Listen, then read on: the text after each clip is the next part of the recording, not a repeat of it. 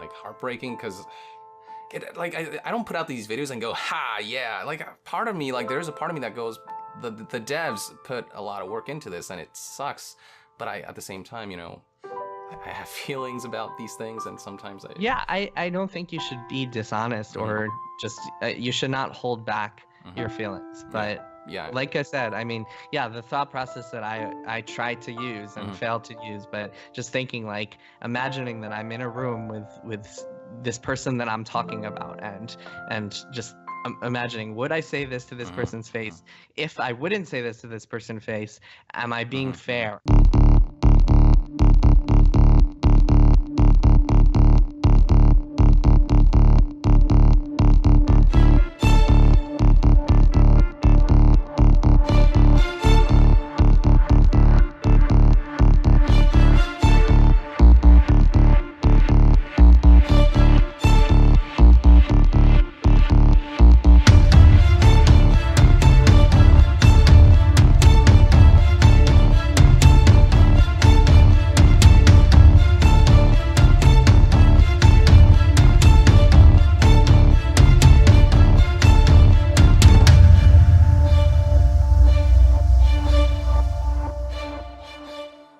Chapter 1: The Ubisoft Booster Battle.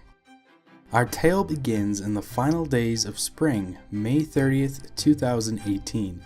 Kotaku editor Jason Schreier releases an article detailing that his sources suggest the next Fallout will be an online survival RPG.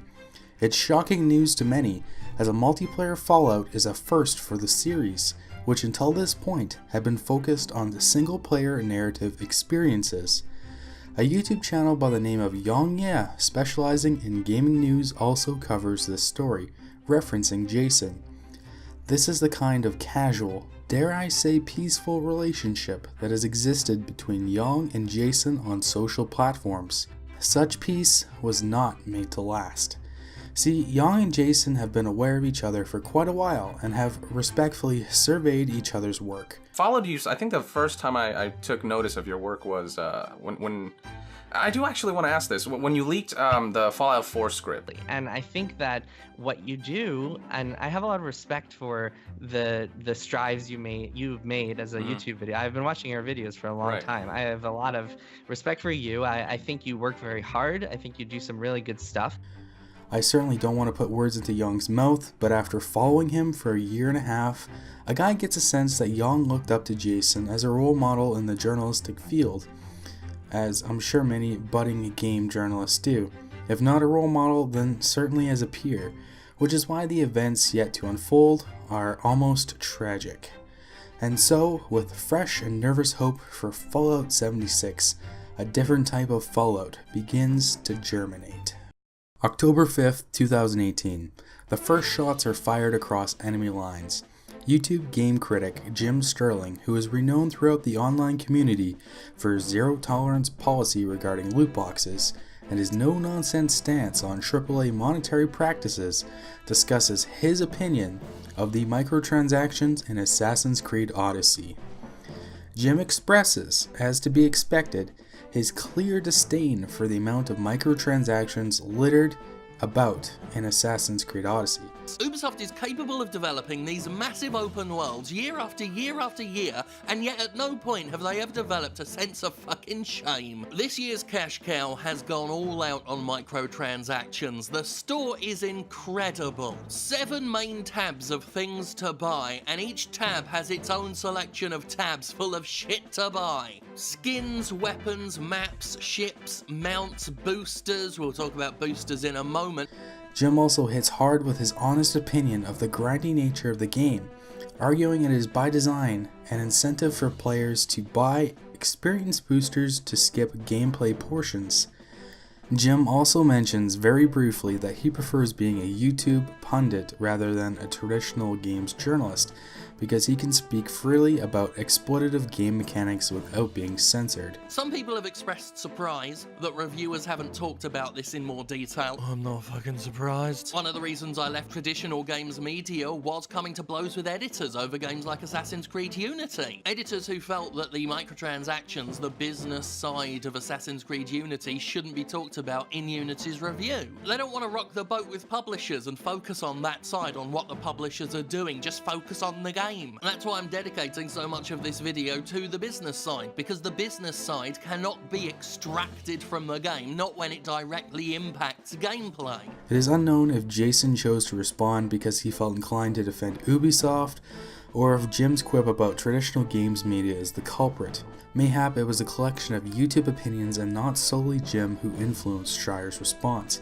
As of right now, this information is not known for sure.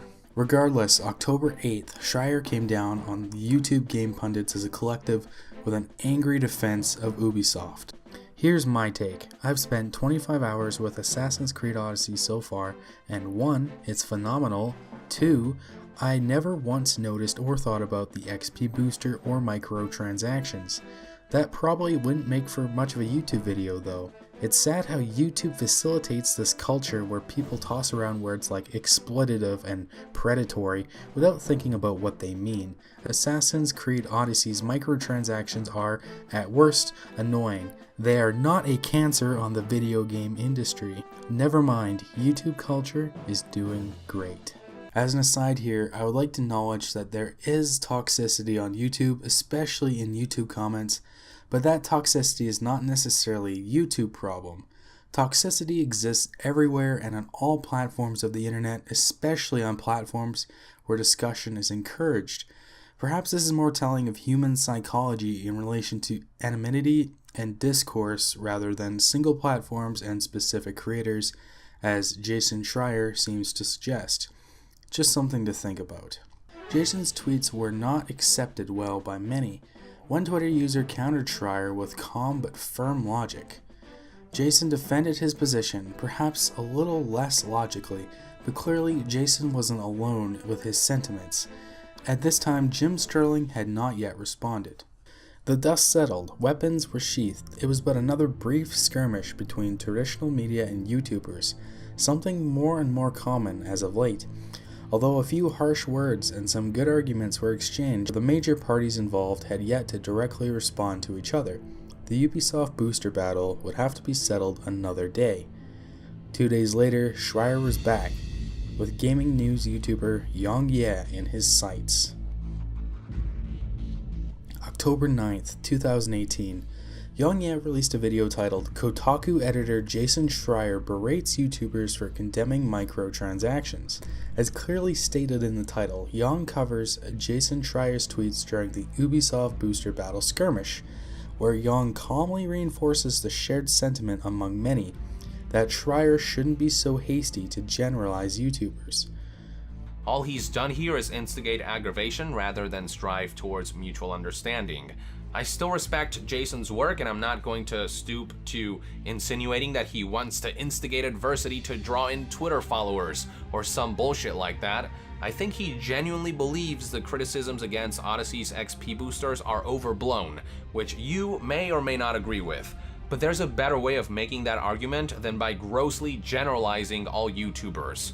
Young also plunges into the Ubisoft booster battle himself, siding with Jim Sterling and striking down the corporate player choice argument.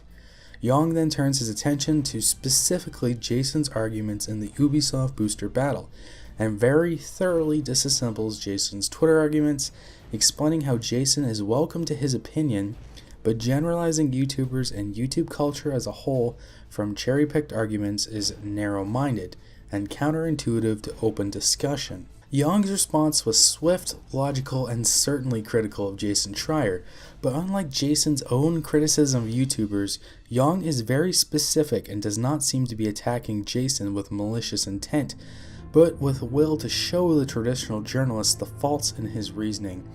In comparison, Jason's arguments, while certainly having merit, do not seem to serve a purpose other than to express frustration, which probably releases stress, but accomplishes very little in the way of resolving any problems on hand. I was told by a professor that I very much respect that when offered criticism, it is best to sit and reflect on it. Does this criticism have value? Is it logical? And if so, what can I learn or improve from it? It's hard not to be bitter or angry with those who criticize us, but that's why it's best to wait and mull over what has been said. It gives us time to properly analyze. Unfortunately, Jason Schreier does not respond to any of YongYea's in-video arguments, many of which he certainly needed to hear, but rather attacks Yong's video title, considering the Google definition of berate is to scold or criticize angrily.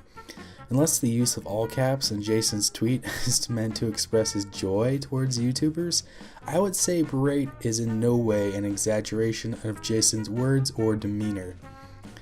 Yong unfortunately recedes his use of berate after Schreier's reply, but in turn offers Jason an olive branch, asking him to open up to a conversation on the matter and to not dismiss the contents of his video simply because of the title.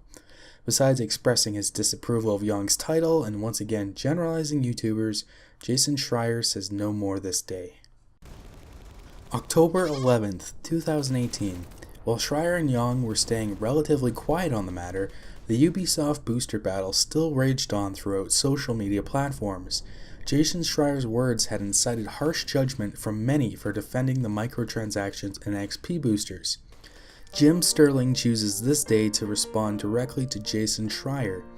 Jim begins by disregarding the hate comments, YongYea affirms this, directed at Schreier, and then explains his stance on in-game purchases, specifically the XP boosters, and why he does and will continue to describe loot boxes and XP boosters as predatory. Yong agrees with Jim.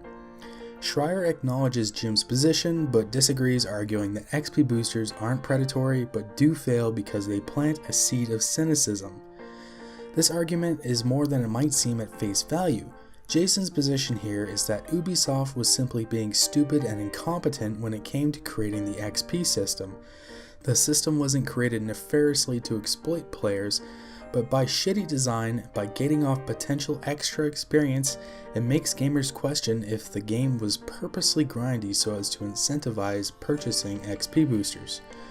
A YouTuber by the name of Donut Operator mentions this paradigm with criminals in a couple of his videos. Some people unknowingly or unwittingly break the law. It isn't because they're evil people, they're just ignorant or stupid. However, some people are nefarious and they know what the law is, but they decide to break it regardless.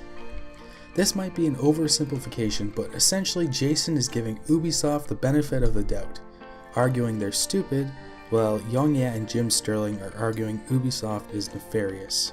Stupid or predatory, or both, certainly depends how one might view a AAA game publisher, but Jim Sterling and Yong have made many arguments in the past about how Ubisoft has actually exploited people with monetization practices. Is it really wise to trust a company that has already shown to have been blatantly nefarious and give them the benefit of the doubt? As one might expect, an agreement on this matter is unable to be reached. Yong, Jim, and Jason each go their separate ways. Once again, Twitter, YouTube, and Kotaku grow quiet. But things have certainly not gone back to normal. Tensions are still bubbling just beneath the surface, patiently waiting for the next controversy to reignite old scores. Chapter 2: A Boiling Blizzard. BlizzCon, November 2nd, 2018, was just that controversy, disappointing passionate BlizzCon fans by presenting a mobile Diablo title aptly named Diablo Immortals. Activision Blizzard came under fire, and backlash during and after this presentation caught the attention of media outlets written and video alike. Jason Schreier shared his thoughts about the BlizzCon backlash on a forum in Reset Era. Our main takeaway from Jason's response will be 2 points. One, that since Blizzard fans are made to feel like family, they get angry when they don't get what they're expecting, and 2, Red Shirt Guy is childish, embarrassing, and essentially an idiot. Yong argued that since fans had to physically travel to BlizzCon to attend, it was supposed to be a celebration and not a sales pitch. Because of this, fans were justified in their backlash. Yong also argued that Red Shirt Guy offered a valid criticism of Diablo Immortals. Why announce a shitty mobile game during a celebration? Jim thought the BlizzCon disaster was funny and that Red Shirt Guy held the opinion of most gamers. Jim isn't and probably doesn't expect others to be willing to give Activision Blizzard a chance to make a good mobile title because they've exploited microtransaction systems in the past. However, Jim does feel sorry for Wyatt Chiang, the developer who had to take on the majority of the backlash. Jim wants people to hate the company, not the individual, but Jim feels Red Shirt Guy at the Q&A sessions is acceptable because he embarrassed the company. Obviously, three differing views on the BlizzCon backlash. Once again, Yong and Jim share similar sentiments where Jason does not. Tensions are high. Old scars from the Ubisoft booster battle still ache. But the BlizzCon backlash is not enough to bring YouTubers and traditional media to butt heads.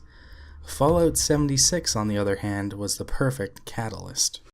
Fallout 76 was objectively a technical mess both during beta and directly after release. Even for Bethesda standards, 76 was muddled and broken as all hell. For example, one bug during Fallout 76 beta actually deleted the entire game, which was approximately 50 gigabytes, forcing many to re-download this monstrosity and miss their beta date entirely. Many of these bugs plaguing 76 have also been reoccurring across Bethesda titles, leaving gamers wondering if such issues are due to Bethesda using the same engine across different games. And actually, we did report these bug issues to you 3 years ago in Fallout 4. And you just ported it right back in here, still broken, even though the community fixed them with patches. You couldn't be all to do the same. And they literally copy-pasted this game so hard that that bug from Fallout 4 exists in this game, and it's fucking over hundreds of people because you can't patch it. What do you mean you can't patch it? You can't use the fix from Fallout 4 in Fallout 76, which was a player patch. Bethesda is aware of this bug, and it has existed for 2 years in Fallout 4. And they never fixed it. And it's in this game now, too.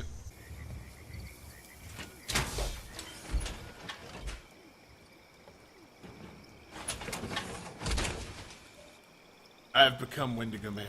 So it should come as no surprise that since Todd Howard, executive producer at Bethesda Studios, had implied in the past that the same creation engine potentially responsible for the firestorm of glitches in Fallout 76 would still be used for future Bethesda games, Starfield and Elder Scrolls 6, well, people weren't too happy. Country roads, take me home to the place I belong, West Virginia. YongYea reported on this November 13th, 2018, expressing and exploring two simple points which he and many other people had been wondering. Is the aging creation engine used by Bethesda responsible for the overwhelming amount of bugs, glitches, and technical limitations? And if so, should Bethesda consider a new game engine for future titles? Jason Schreier took notice of Yong and others discussing this topic, and didn't waste any time throwing himself into the fray. November 14th, 2018. This morning, news headlines and YouTube videos across the internet declared that Bethesda will not change engines for upcoming games Starfield and The Elder Scrolls 6, setting off a wave of outrage that's become oh so common in the world of video games. This story, however, is misleading, based mostly on speculation and widespread lack of understanding of what a game engine actually is. Jason Schreier wrote an article titled "The Controversy Over Bethesda's Game Engine is Misguided," in which he argued the following. An engine isn't a single program or piece of technology, it's a collection of software and tools that are changing constantly. What we see on the outside, like a game's graphical style, its animation system, and its physics, can be changed in all sorts of ways without switching to a new engine. Essentially, what Jason is saying here is that just because a sequel feels very similar to the original game, the underlying code and systems can be different. Emphasis on can. Jason also curiously references YongYea in this article, dubbing Yong with the grace of the now infamous title, YouTube Provocateur. Chapter 3, Call to War. Greetings, fellow viewers. It is I, YouTube provocateur Yong here, and I have returned to provoke discussion yet again to my mindless minions, the hundreds of thousands of subscribers, through my provocative ways. Or at least that's the label Kotaku editor Jason Schreier chose for me, which I mainly found kind of hilarious. But if having thoughts and opinions on what I believe to be relevant topics of gaming discussion constitutes being called provocateur, then by all means I'll pin that label proudly. November 15th, 2018. YongYea answers the call to war from Jason Schreier's article with a video tastefully titled, YouTube Provocateur Responds to Kotaku's Defense of Bethesda's Game Engine Woes. YongYea does a fantastic job acknowledging Jason Schreier while also countering Jason's main talking points and arguments. November 17th, with gauntlets thrown, old arguments to settle, and under the ever-critical eye of the gaming, YouTube, and journalism community, Yong and Jason decide to hash it out and share their perspectives, hoping to cleanse some bad blood. November 18th, the discussion. Right off the starting line, Yong directly asks Jason what his stance is on microtransactions. Jason immediately changes the topic question to 3 sub-questions. Where do you stand on that front? Yeah, so I think microtransactions are a very complicated topic, and I, just as a personal interest, am much more inclined to talk about how did we get here, why are companies doing this, why are we at this point where it feels like every single game has to have all these add-ons on top of the... This very nearly seems like a deflection, but perhaps Jason is wanting to explore this topic and give some context behind his reasoning. Jason opens up with his thoughts on the Ubisoft booster battle and asks Yong if he noticed the influence of the XP boosters. Yong starts off saying he wishes he could toggle the XP booster free of charge, and supports this position with a rock-solid argument that Diablo 3 uses a hierarchical difficulty settings experience rewards, where a player can choose to play on a harder mode to level up faster. What I love about that game is that it has multiple difficulty modes, each with their own sort of XP rate. So I started with the lowest difficulty, but the XP rate was slow and I found the game too easy, and then I could just say, okay, I don't want that to happen anymore, so I could just go back to the main menu, switch back to expert mode or master mode, and I got like 200% XP, but also the enemies were much harder. And so I love that. Jason shares his point of view from Twitter that the XP boosters were stupidly designed, and he says that he really didn't notice them. So here's the problem. The problem with the XP booster is that the fact that it exists just creates that seed of doubt in our minds and makes us wonder, oh my god, was this difficulty scaling built so they could sell us this $10 package? Now, on the topic of Twitter, Jason thinks that people take his tweets way too seriously. So one of the problems here is that people just take tweets and assume that this is like they look at my Twitter feed and look at one of my tweets and say, oh my god, this is like this guy's chiseling his opinion in stone, as opposed to me just like writing a stray thought and putting it out there. This is the first instance of Jason trying to devalue his Twitter statements. Yong let this point slide this time, but isn't so gracious later.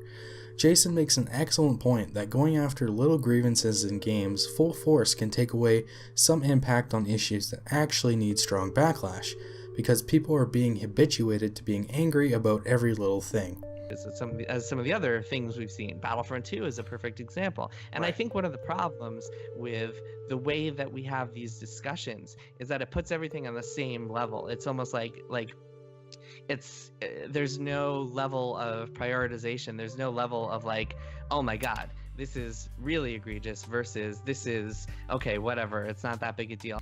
Jason argues this point for a few minutes before concluding that gamers raging can indirectly hurt people, and constant rage leads to change that isn't very effective. Yong counters, arguing that gamers understand that some blunders require less anger, and that simply because something is a smaller issue doesn't mean it should escape criticism.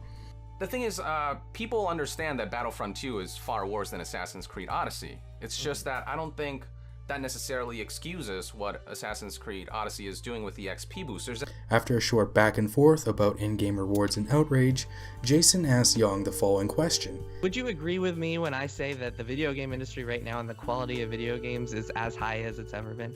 Jason's point becomes clear soon enough. Why, since video games today are so good, are people constantly mad about them?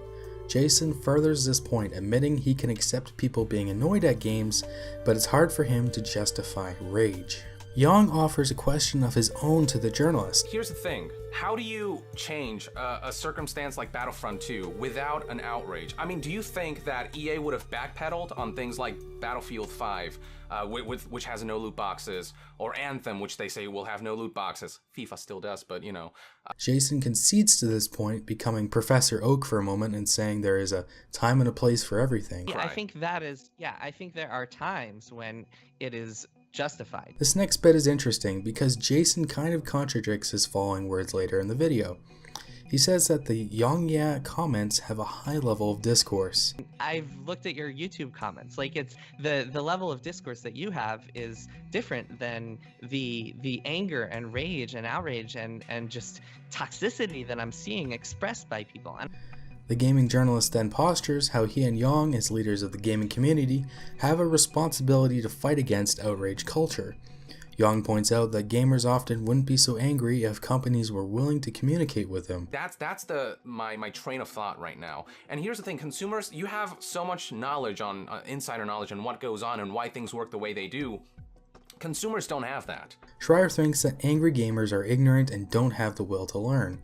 Yang disagrees and says that gamers have the will to learn, but the information is simply not available.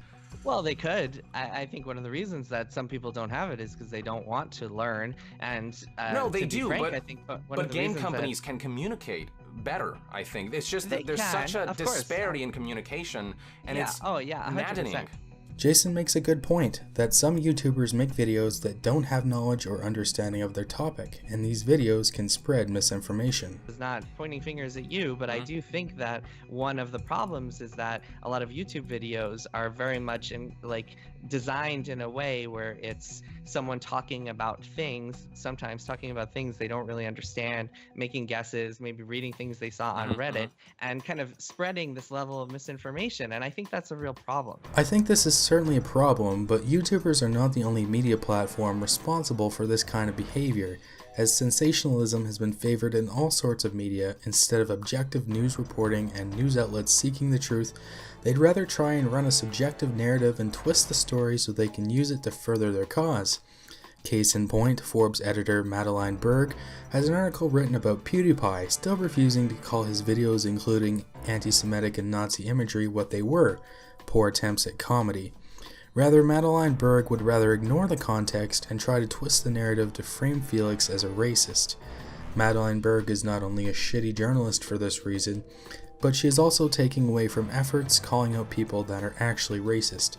So, to summarize, fuck you, Madeline. Back on track, Jason once again says that he can't understand why Yang and gamers are angry if games are so good in general.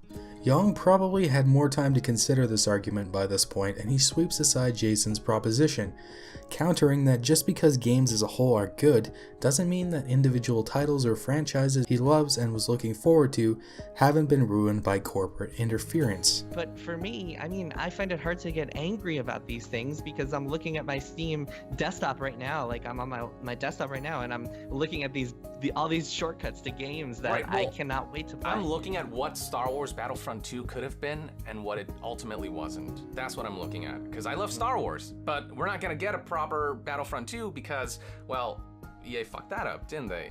This is probably the truest for Yang with the Metal Gear Solid franchise, which was ripped away from Hideo Kojima, consumed and shat out by Konami. The conversation shifts over from the Ubisoft booster battle to the BlizzCon backlash. Jason and Yang both agreed that the Diablo Immortals presentation and refusal to announce Diablo 4 was a big mistake, but these two men don't agree with how gamers reacted to the situation. But all that said, it's like to get so angry because Blizzard made a phone game that is clearly meant to make money in China, that also seems like just I can't understand it. Jason says he can't justify why people are angry, so Yang does it for him. Yang argues Jason is generalizing the crowd, that Blizzard was tone deaf, and fans were mad because BlizzCon was supposed to be a celebration, and Blizzard made the focus a sales pitch for a crappy mobile game. when the focus should have been on this celebration. Yeah. It doesn't look great. Well, I think you're generalizing the crowd, because not everyone is in the page of I want a Diablo 4. Or rather, like they didn't necessarily expect Diablo 4, but it's just that the tone deafness that happened there is, I think, what mainly people are angry about. I hear less people complaining about why wasn't Diablo 4 shown, we wanted gameplay, we wanted a trailer. It was less that and more of a, how did you think that, like you said at first, like, it's baffling. Yang straight up says, is this an out-of-season April Fool's joke wasn't an unreasonable thing to ask due to how disjointed Blizzard was with its paying fan base. Jason begins to assemble an argument from emotion that Wyatt Chiang, a principal game designer at Blizzard, was treated disrespectfully, and he doesn't really deserve hate because he's worked hard on Diablo for years and isn't making a lot of money. What can I do that would be a much shorter development cycle? It might take a couple of years or like a year instead of 10 years, right? Mm-hmm. So he goes to a mobile game because that's the answer to that question. Sure. Is if you want to do shorter projects, you make mobile games, right? And it happens to be that Blizzard wants to team up with NetEase and make this game for China, and works out nicely. Wyatt Chiang, the poor guy, is put on stage and, like, to represent this game after years and years of hard work making things that Diablo fans love. He is forced to stand on stage and take these questions from this guy. Jason suggests that gamer rage at Chiang is misguided. If anything, it should be directed at the Blizzard CEO. The conversation shifts and Jason casually mentions that he's been blasted on Twitter because he called the April Fool's guy petulant and that people shouldn't take his tweets so seriously. He doesn't really care. It feels like, and by the way, that April Fool's joke, a lot of people have been like blasting me because I tweeted that April Fool's joke was petulant and whatever. Yeah, petulant. People act like, again, it's the Twitter problem. People look at that tweet and they're like, oh my god, look at Jason's thoughts etched in stone. He's defending Blizzard without actually like reading or listening to anything I'm actually saying about Diablo Immortal. So that's too bad. But because, like, I don't think this was a big deal. It was a stupid joke. I thought it was dumb and immature, but I don't really care that much about this guy asking a question on stage. Yang presses Jason, pointing out how Jason told one Twitter user, if you think this, embarrassing Wyatt Chiang, is okay, you can fuck off. Once again, Jason dismisses this, saying, that's the problem with Twitter. You can be angry, but 20 minutes later, you don't care anymore. Well, you replied to one user, you basically told him, like if you think this is okay, you can, like, fuck off. And yeah, I mean, that's a problem with Twitter, is that sometimes you'll be, like, angry about something, and then 20 minutes later, you'll be like, oh, whatever, I don't care anymore. But it's still etched in stone for everyone to see that you said fuck off to someone. And Jason's arguments here confuse me a little, because he's blaming the structure of Twitter and making excuses for his behavior. I think it's perfectly fine to tell people to fuck off, but don't try to blame the platform for what you say. Either stand with what you said or apologize, but don't make some idiotic nonsense excuse. After a short spat, Jason and Yang circle back around and both agreed that people should be angry about CEOs taking advantage of people. However, Yang pressing Jason about his Twitter behavior must have struck a chord, because Jason's demeanor briefly changes.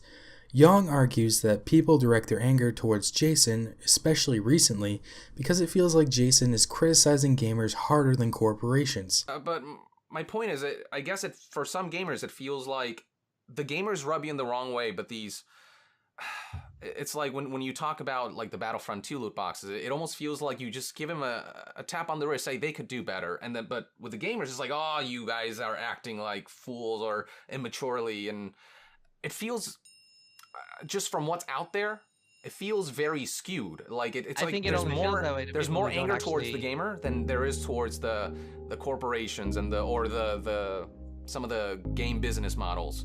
Jason thinks that people who feel this way must not follow his work and saw a YongYea YouTube video about his tweets.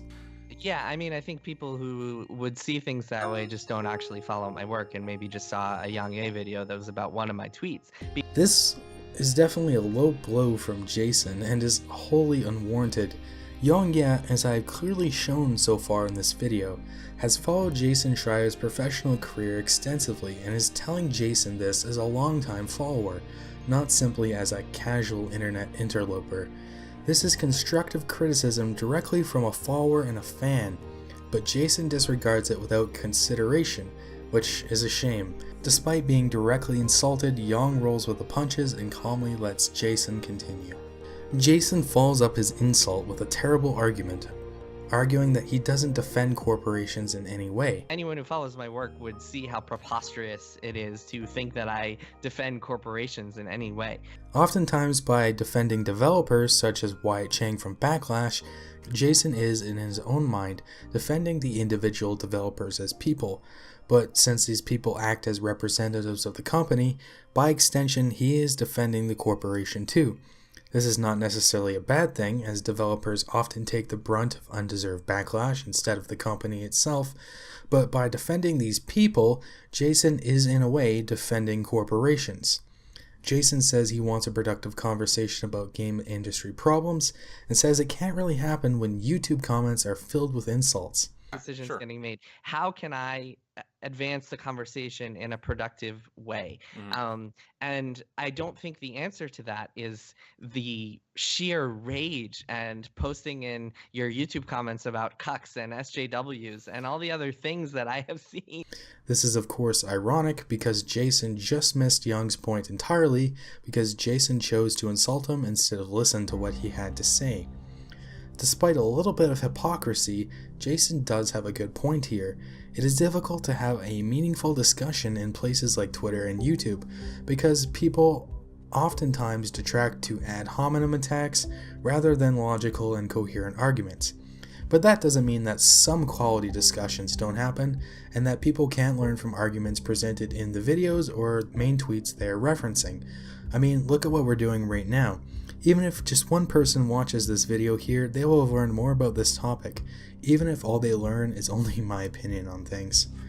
Yang doesn't lose control, but he certainly isn't a doormat and doesn't take Jason's insult lying down, firing back that when games journalists generalize gamers, they fail to open up to discussions themselves and therefore can seem to be defending companies. When game journalists just sort of generalize gamers as these, like, oh, these angry animals or whatever, because, I know that you did write these articles for against some of these corporations and these practices, but they're very succinctly put. It's very meticulous and you go into a lot of detail, but then when you look at a guy who asked the question at a Q&A panel, he's petulant, period. That's it. There's no, you don't give any sort of additional articulation on that front, whereas with these issues you kind of look at every angle. And Jason falls back for the third time on Twitter. He says that his tweets don't have as much significance as actual reporting. And with the gamers, it's like they're just petulant or they're just entitled. Yeah, or, I mean, I or think somebody the else problem, said that. I don't know. Well, I mean, when you look at a tweet versus actual reporting. When Jason says this, he's referring to his tweet calling the red shirt guy a childish, embarrassing idiot. However, we know that Jason didn't just tweet out this opinion on a whim, because he also took the time to post his thoughts on Red Shirt Guy on a forum in Reset Era. I'm not sure why Jason is trying to frame his tweets as whimsical, specifically this tweet, because his thoughts on Red Shirt Guy have clearly not changed. It's odd, and I'm not sure why Jason thinks this way. Young doesn't let this point slide this time and catches Jason telling him that tweets aren't meaningless. While certainly condensed, tweets do matter. Jason concedes to this point and admits it's something he needs to work on. Yeah, but a tweet matters. It does matter. Like, in the same way that your articles are looked at, so are your tweets. It's a public forum. What I tweet has don't get me wrong. No. Well. Don't get me wrong. Twitter is the worst thing ever invented. I mean, I see what you're saying. And yeah, I mean, that's something that I have to reckon with, is realizing that when I tweet a stray thought on the subway, I actually wrote that tweet while I was just looking at videos on the subway and just watching it. I was like, oh my God, this is stupid.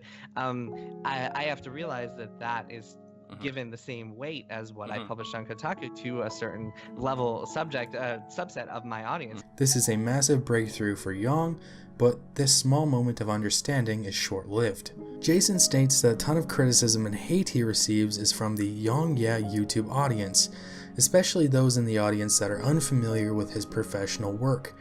Schreier says that since he's a games journalist, it should be fairly obvious that he serves his audience, gamers, and he shouldn't have to go out of his way to make gamers know he's on their side. It's a lot of it comes from your audience, that I am this corporate chill who's defending Blizzard and defending what was the other one, Ubisoft for Assassin's Creed Odyssey, and then the Bethesda thing, the Bethesda engines thing. I think that perspective is just so out of whack, especially the Bethesda thing. I don't disagree. Considering they haven't talked to me in 5 years. But I think I've been thinking about like why that is and how that came about. And I think a lot of it is people just seeing my tweets or seeing a single article without being familiar with my body of work. And I totally understand that. I don't expect everyone to just be like researching every single thing that I've written. Right. Everything I do is to serve my audience, whether it is people who are hardcore video gamers who check Kotaku every single day, check my Twitter feed every single day, whatever it is, or people who are casual gamers, or people who don't care about games and just like reading Kotaku for whatever reason. So like, I don't feel the need to get on a soapbox and be like, gamers' rights, consumers, stand up, because I feel like everything I am doing is for those people. Yang responds that Jason should address gamers as equals and not generalize them. Jason asked Yang when he felt he was generalizing gamers, and Yang fails to come up with another example. Standing up for the gamers. No, but I think you need to address them as equals and not just as these guys, you know, like it, because that's what it feels like. Even if it's not your intention, it does. When did it feel that way? Other than calling the dude petulant. I mean, there is I think the reason why Yang failed here is because Jason does actually treat the gaming community with a lot of respect and love.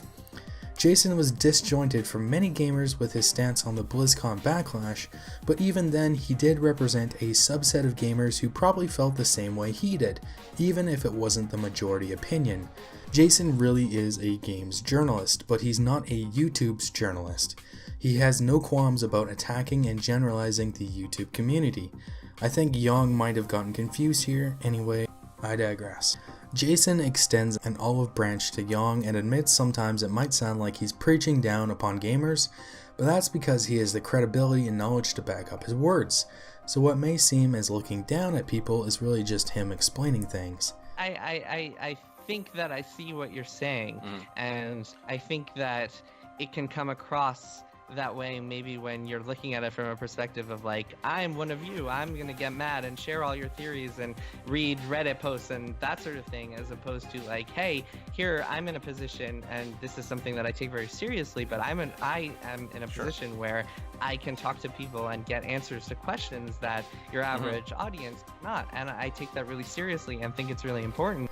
Yang goes on to try and explain to Jason that internet culture is responsible for a lot of the ad hominem insults, and that Jason Schreier's Kotaku audience also participates in the name calling.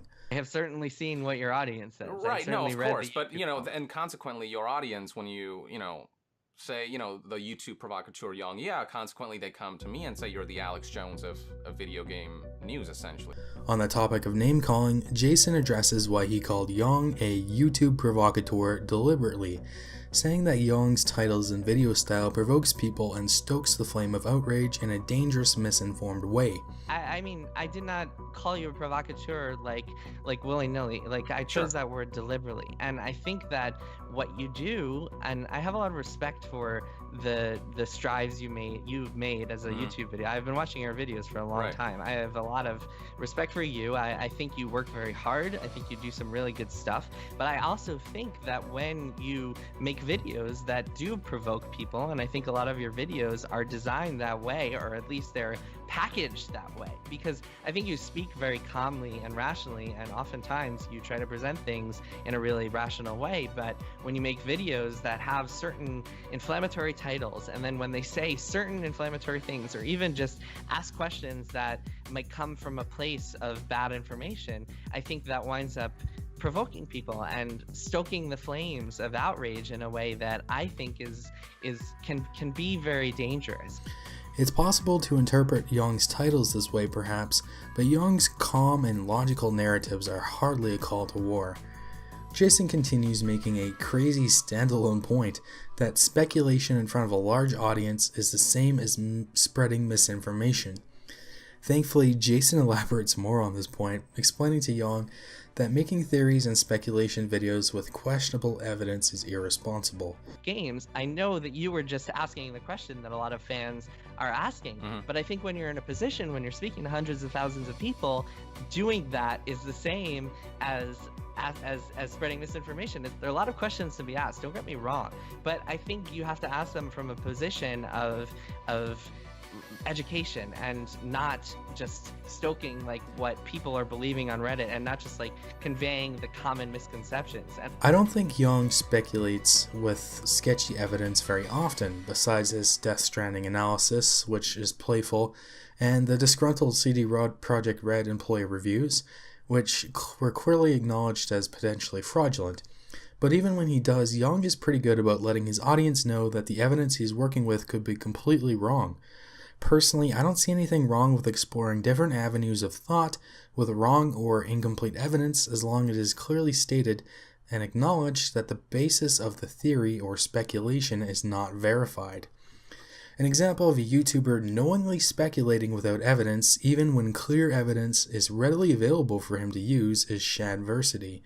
In his video titled "Can Fantasy Get Too Dumb and Unrealistic? Mortal Engines Fantasy Rearmed," Shad talks about the fantasy concepts shown in the trailers for the Mortal Engines movie. After making this video, Shad realizes that Mortal Engines is based off a book series, but instead of seeking out the books to answer the multitude of questions he raised in the video, Shad still decides to upload the video complete with many of his baseless criticisms and questions, which have answers readily available if only he put in a little effort and read the series, or at the very least, read the spark notes of the first book. This is not to say some of Shad's criticisms couldn't be good ones, but speculating and asking questions in such a manner when the answers are easily available is lazy and is an example of the kind of YouTube behavior that Jason Schreier was getting at. Unlike Shadiversity in this instance, factual information isn't always readily available to YongYea. Yang recognizes that some of his speculation might be inaccurate, but then says he would love to report with completely factual information. However, oftentimes developers and game companies lack the ability to communicate properly. I know that. but Why I can't they think that- communicate that during Because the they're Q&A horrible. panel? Because- Right, because that's the what I argument- mean. That's what I Well, mean. look, don't get me wrong. I mean, I've spoken about this. I've been writing about this for years. If you look back, maybe don't look back because I'm kind of embarrassed of this article right. now, but I wrote something in 2012 actually about how one of the biggest problems in gaming is that game developers aren't talking. And it's totally true that like, I'm Jason agrees this is a problem, but is very clear in saying that Yong's speculation goes too far. think outrage is really justified a lot of No, the time. but there is a room to express concern about the future, I think. Sure, but to take a quote like that and extrapolate it to mean like Bethesda's not changing their ways, they're gonna stick to their same old jankiness for these future games. We'll I mean, see. that to me is ridiculous. Like that's not even a story. That's not even. It's like half-assed hypothesis about what might happen in 6 years from now. Jason and Young very clearly disagree on this topic.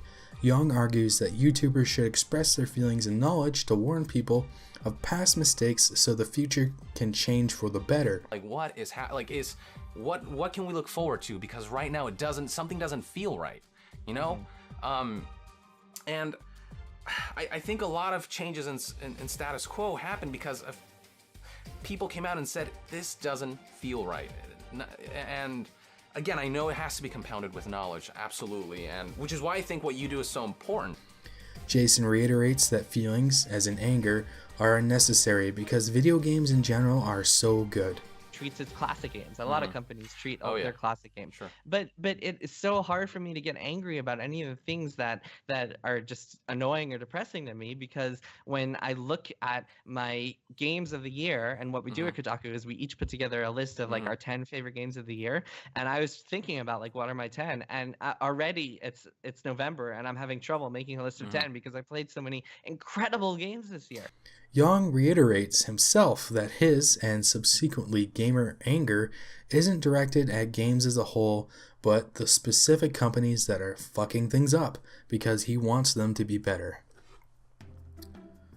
This is where the debate reaches a stalemate. Each side has expressed their thoughts and opinions respectfully, more or less.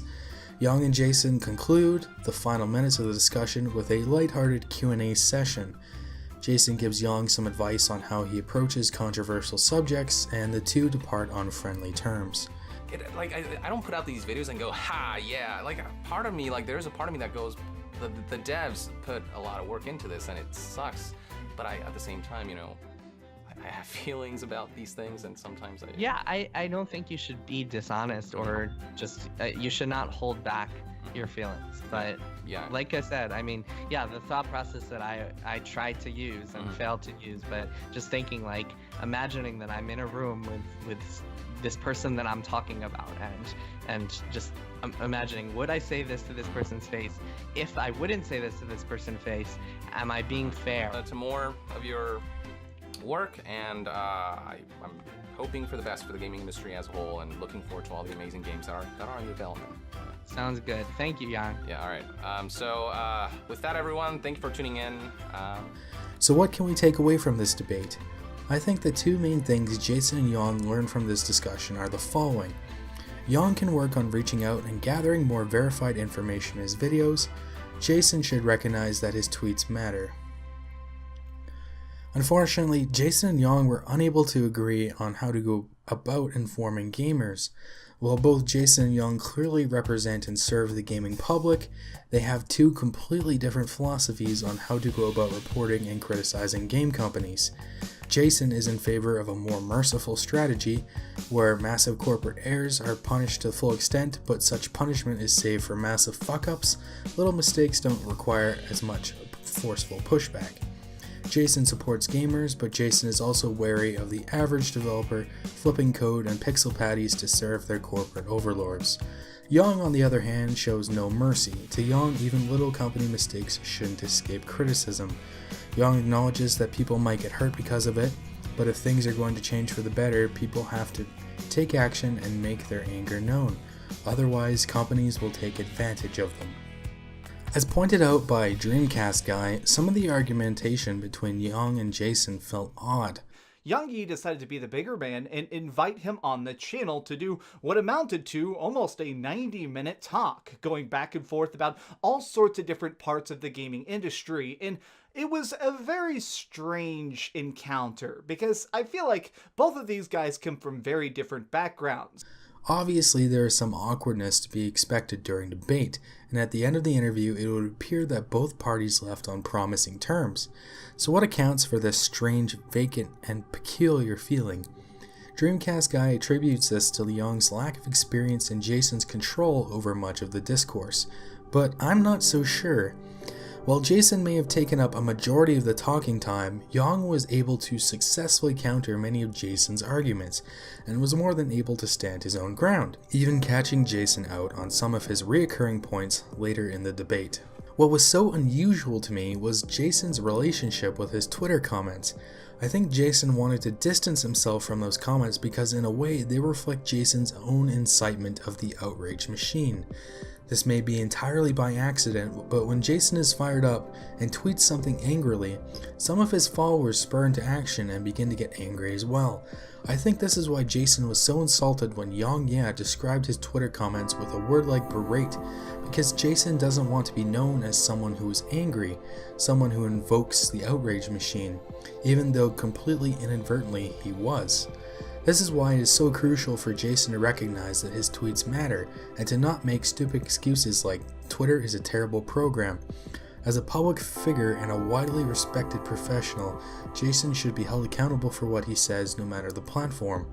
If Jason is going to hold Yang to these standards, then it's only logical Yang should also hold Jason to these standards as well. Despite the unusual aura around the debate, it seemed as though Yang and Jason had reached a sort of peace treaty, getting to know each other as human beings. Jason had even suggested he could help Yang make some connections in the gaming industry to enhance the accuracy of his YouTube show. After over a month of conflict, a YouTube gaming news channel would ally with one of the most powerful editors in contemporary gaming journalism. Things seemed to be looking up. Things seemed too good to be true. And indeed so they were. Chapter 4, Fallout.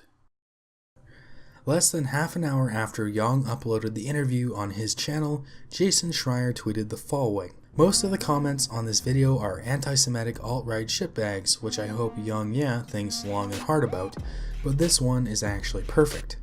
When Twitter users began to point out how unfair it was to imply that YongYea was an extremist or a racist and to generalize the comment section, Jason was not swayed by the rationalization of the situation and began sharing more screenshots of derogatory comments as well as arguing with the Twitter community.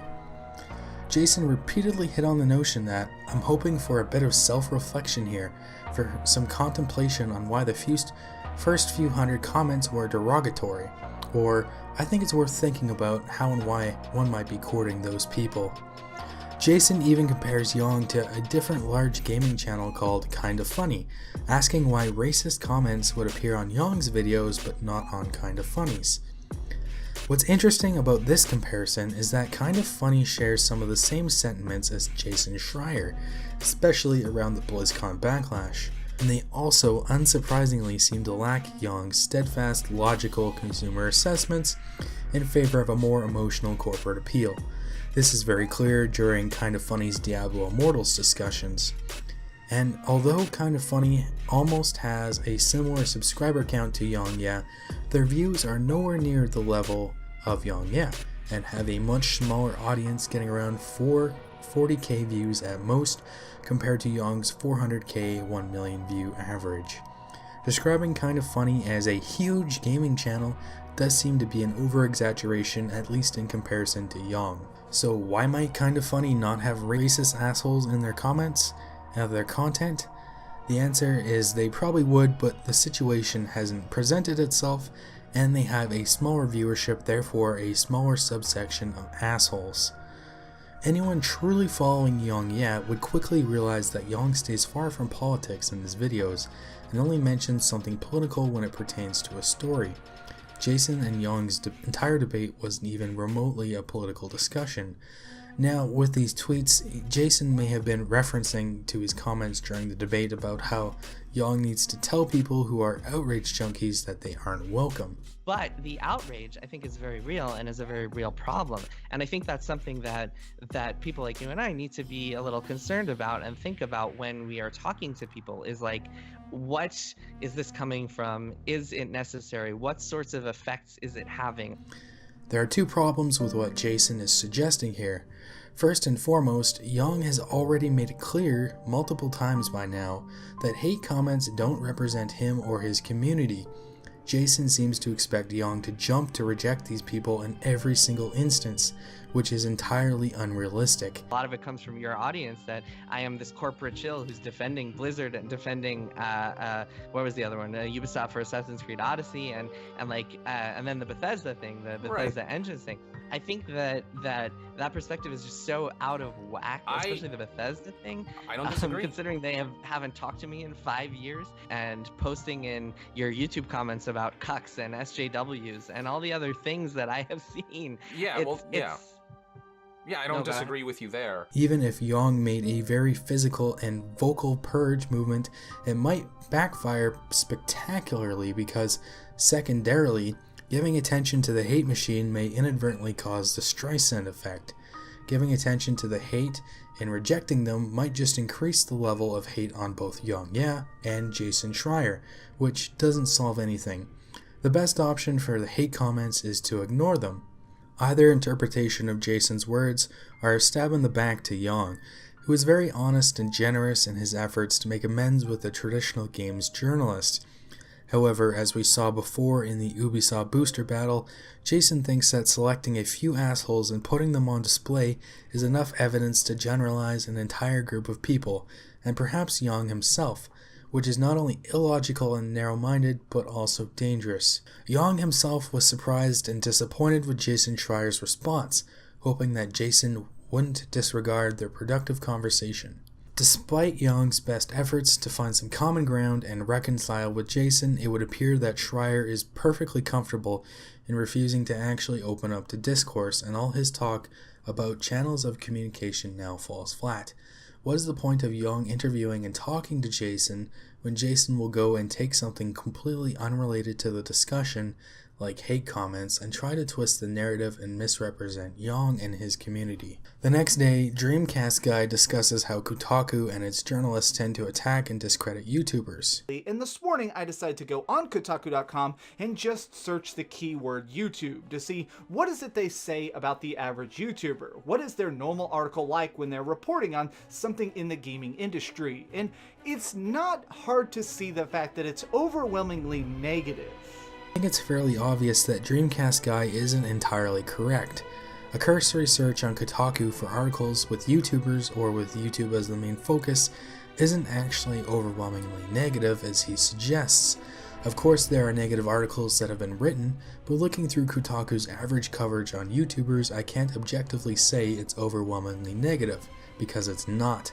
And most of the negative coverage isn't even that critical of YouTubers, covering stuff like car accidents. If they're writing something along the lines of trying to expose a big YouTuber who's caught up in some sort of scandal or something, that sort of stuff I think is important reporting, but a lot of times it feels like they're just flat out mocking YouTubers, calling them things like whiny, or trying to say that the average YouTuber is just making stuff up, or...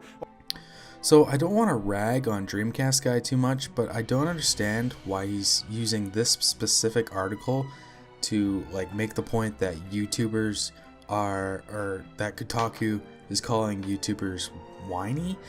And I think he's making kind of the same mistake as YongYea did during his argument with Jason Schreier, where Yang kind of equivocates YouTubers and gamers together.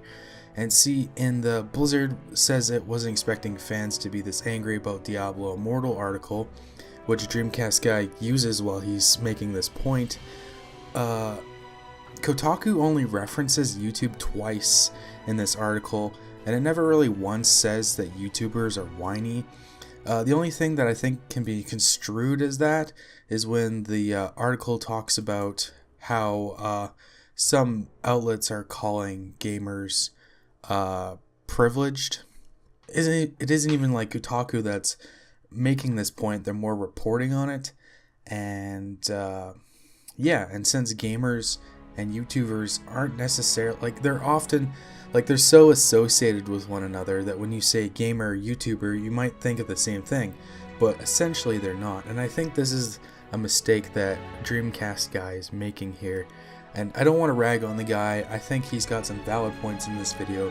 I just want to point this out and kind of clear up this misconception. However, Kotaku's coverage of YouTube pundits specifically could be considered mostly negative, especially when looking at Jason's own comments towards YouTube and pundits. In the days to come, more YouTubers come to the defense of Yang and show their support, as well as denounce Jason for the way he attacked Yang after the interview. Some certainly have more useful insight than others, but the general support for Yang on YouTube is strong. Many feel Yang was too polite and he should have grilled Jason more. Schreier v. YongYea battle kind of lied where it had lied. I figured that people would have challenged Mr. Schreier far more, and I feel like YongYea, the consummate professional, let a lot of stuff slide that I wouldn't. Now, that's probably indicative of our two personalities just being very different. But I think that Yang recognized pushing Jason only served to make the man angry and dismissive, which didn't serve to further the conversation. Yang is quiet about a day before continuing on with his regular schedule of videos. Jason continues to battle Twitter users the following morning and ultimately decides to delete his tweet less than a week later, saying he had a conversation with Yang since in the DMs and felt his tweets didn't have the message he intended. With a statement so short and ambiguous, I can't find it in me to fault myself or any others who interpreted Jason's tweets in the way we did. Why not just be straightforward with something like that? A few days later, Yang references Jason in another one of his videos, still referring to the journalist in a positive light. Jason goes about his business as regular too. As of the time of writing this script, controversy has yet to cause Jason and Yang to be at odds again. It's a shame that two passionate people, who are supporting the same cause, get caught up in how the execution should be done. That being said, however loyal Jason may be to gamers and the gaming community, He does not hold the same reservations for YouTubers and the YouTube community, and he will no doubt continue down the path of generalizing YouTube comments, and YouTubers in the future. Perhaps Yang will stand once again to battle Jason Schreier, or perhaps another YouTuber will stand in Yang's place. Our story ends here for now, but with outrage culture and microtransactions on the rise, it is only a matter of time before our controversy incites another YouTube and journalism war.